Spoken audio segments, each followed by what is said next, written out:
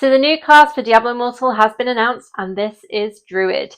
Today we're going to be taking a first look at the gameplay, some other essences and skills for this class, and looking into it in a little bit more detail before it goes live in game. A huge shout out to my friend GameZone who filmed these clips for me. Unfortunately, I wasn't able to play the test build as I do not have a PC. So let's see what's in store for Druid.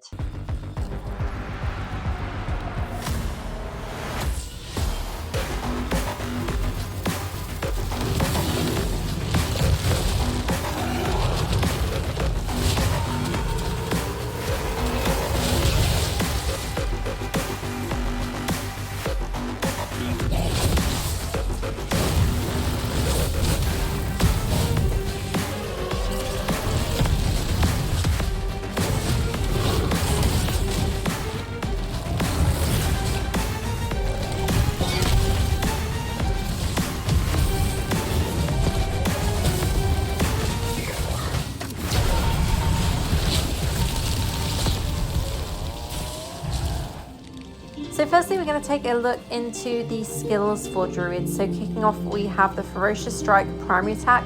If you want to read the descriptions for these skills, please pause the video so you can read each one. Obviously, some of the stats may change, and I just wanted to do top line, so GZ has filmed a very top line video for me because he knows that is my style. So that is the first primary attack. The second primary attack is Landslide. This one has a little bit more range to it. Crack the earth and call forth jagged rocks. And the ultimate for that is obviously different as well. So both of these have their ultimate as well as the normal primary attack. So that one looks like this. So as I said, this has a little bit more range to it than the other primary attack. And we're going to look through all of the skills that are available for Druid today. So Circle of Life. Strike the ground, causing vines to quickly grow and create a field of restorative flora, healing you and allies. So numbers may change, as I said, but let's have a look at what the animation looks like for this. So this is like a healing field. This will be quite helpful for Vanguard and raids, other instances. So Druid obviously has that healing ability, which is super useful. Going to be a really good support class, but also I think will be able to cause quite a lot of damage.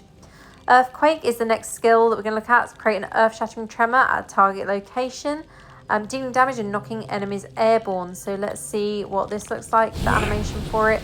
So you can place this where you would like to within the specific field, and yeah, it basically breaks the ground. Then we've got Fire Tornado, which I think is literally going to be a fire tornado. Let's have a look at the animation for this. Sometimes the animations are kind of lame for some of these things. Conjure a tornado of flame to target location for 4 seconds. Let's have a look. Okay, so that's pretty cool. So you can place that on enemies in battleground, you can place that on boss in raids, dungeons, etc. We have Rabid Might as the next one. Unleash a savage roar that inspires and invigorates, increasing the maximum life of nearby allies by 12.5%. And again, as I said, the percentages may change slightly, so don't pay too much attention to that. I just want to show you the animations of the skills and the quick description so you have an idea of how each one works and what it does. Next up, we have Raven Swarm. So we're going to test this one as well. Become a flock of ravens and fly to a target location. So this one will be a dash skill. And let's have a look at this. So that is the wrong skill. Let's try that again with the ravens. That is one of the other dash skills we'll talk for in a second. So yeah, the Raven one is a bit like Swarm of Bats for Blood Knight, I believe. And yeah, really cool animation for that as well. So next up, we'll have a look at the Stag Charge, which is the one that we've just shown. So become a noble stag and perform 3 successive leaps. This one deals damage, and damage is repetitively dealt if it's obviously hitting the same target. So that looks pretty cool. We've got next Summon Grizzly. So this should summon a bear, I imagine. And obviously being a summon skill, this one will work nice with the Shepherd set as well, I believe.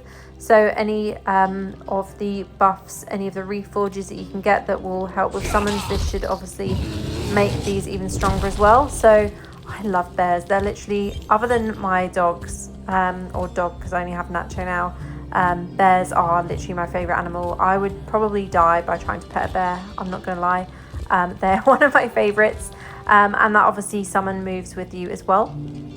Next up we have Summon Oak Sage. So this is another summon skill, I believe. And again, pause if you want to read what this one does. We'll try and get this to work now. For some reason, I don't know why the error message is coming up in Chinese, but we're unable to actually test that. I think Jeezy's trying to test it in training ground here as well, but unfortunately that isn't working. So yeah, I'm not sure what that one does. It's obviously slightly bugged in the test mode, which does sometimes happen. Next one is Summon Wolves. So this is obviously another summon skill. So Druid obviously has similar things to Necromancer with the summons. And these look like the dire wolves that you see in open world. And you can see they just attack for you as well. So for some reason it's not showing the damage that it's dealing on the test dummy, on the training dummy there. But you can see they are actually dealing damage because the life on the dummy is going down. So yeah, you can have obviously multiple summons with this build as well. Next up we have Surging Stone. Tap into raw strength of the earth, consuming primal power to cause thorned spires of rock to erupt from the earth. Thorned spires to erupt from the earth. Let's have a look at what this one is. So this one could be quite good, I think. I imagine this probably has the knock up as well. I didn't really get a chance to read it there, but it looks pretty cool. Could work nicely in open world when you're dealing with mobs. And should obviously trigger damage over time effects, I imagine, if that hits on targets as well. Next up we have Thorn Armor. I imagine this is going to be similar to the Bone Armor that Necromancer has. Grant nearby allies Thorn Armor with this one, and this is the animation for it. So you walk around with like a barrier of thorns around your character. Could be helpful in raids and in PvP. We have Werebear, which is not to be mistaken with Care Bear, because these will do completely different things. So yeah, Werebear is going to be one of these skills where your other skills change to be specific for that Werebear skill. So if you activate Werebear, your other skills will then change and give you these 3 skills here, which you can see on the bottom right there. So let's see what this looks like when we actually transform into the Werebear. Let's have a look at this. So this is the animation for it. So that's how your Werebear will look. And you can see the different attacks. So all your buttons have changed to be these different attacks now for that Werebear. So when Werebear is active, your normal skills will change into these specific ones for Werebear as well, which seems to be doing a decent amount of damage. Damage always looks quite low in test mode. Please bear with me on that. It's not something that we can change. But yeah, it gives you an idea of the numbers. And then we also have Werewolf. So this is the last one. And it's going to be similar to Werebear. So this has the 3 active skills within this as well. So you've got Rend and Tear as the first one. So as I said, the other 3 skill slots will change to these. You've got Lunge and you've got Howl as well. So there's multiple options with Druid. You can do summon builds, or you can do more of these damage builds. You can also do support builds. So quite a versatile class. It should be quite a lot of fun to play as well. So you can see all the skills have changed to be specific for Werewolf here. So yeah, really interesting class it looks from these skills, and I'm probably going to make a new character to actually test this out myself once it lands in game. So next up we're going to take a quick look into some of the essences for Druid as well. So starting off with Helms, and we're going to go through each skill as well for each type of item. So if you want to read through these again, just pause the video so you can have a little look through. I'm not going to read through everything because it would be a really long video, and it's much easier if you just take a look at this. Again, as always, some of the things, some of the wording, some of the percentages, etc. may change slightly. So bear that in mind with this video. This is obviously a first look at the class rather than going through builds and things like that. And there are things that will change once it's live in game as well. So often there's a few things that change with new classes and new updates when they come into game. And obviously the other thing to mention is that not all skills will have essences on each what is it called, gear slot is the word I'm trying to think of. So yeah, bear that in mind as well. You won't necessarily see loads of essences for each armor type for this. So that is all of the helms to begin with. Now let's take a look at the shoulder essences. So these are the ones for Werewolf, and there are some interesting looking essences available for this as well. I'm quite excited for Druid to land in game. I'm not going to change my main to Druid, but as I said, I will probably create a whole new character for this and start from the beginning. There's a lot of people that maybe want to start Diablo Immortal but haven't. They feel worried by looking at other people's Paragon levels, but the catch-up system is pretty quick now, so I'm going to utilize that to actually make videos from the start and go through the storyline, and trying Druid from the very beginning as well, which is going to be pretty interesting because it's been a long time since I've leveled up a character and a long time since I've been new to the game. I think I'm probably going to get frustrated with it because the reason I stick with Wizard most of the time is because it's the class that I know, and I get frustrated trying to remember all the different skills, essences, combinations that work well for each class. I'm not someone that is an expert on Diablo by any means. I leave that to the other content creators. But yeah, this Druid does look very enticing, and I think it's going to be a really interesting class to see. I'm interested to see what it's going to be like facing off against Druid in PvP as well. I think we're going to see some strange combinations of skills, but it also depends, as I said, with this class, and you can see from the essences as well, there's lots of options to play this as a support class, damage or summon builds as well. So it's going to be quite interesting to see it and experience it on the other side of Druid and as a Druid myself as well.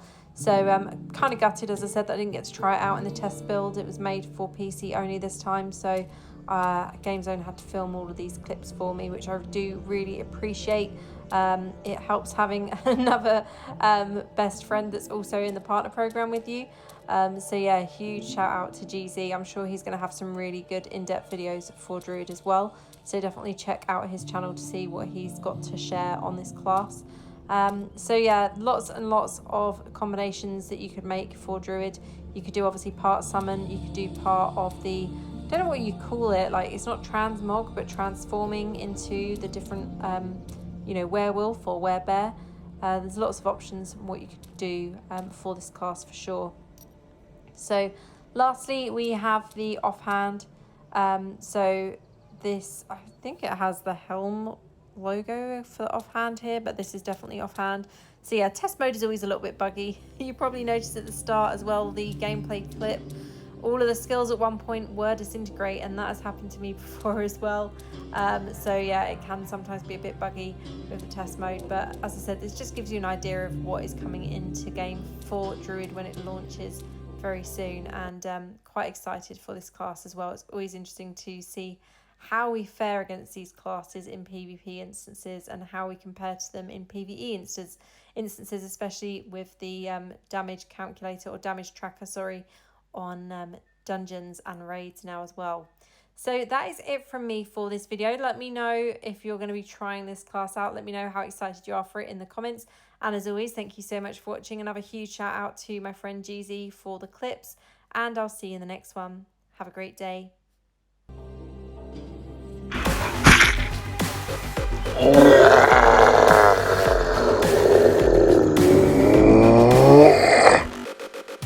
Official Diablo Partner.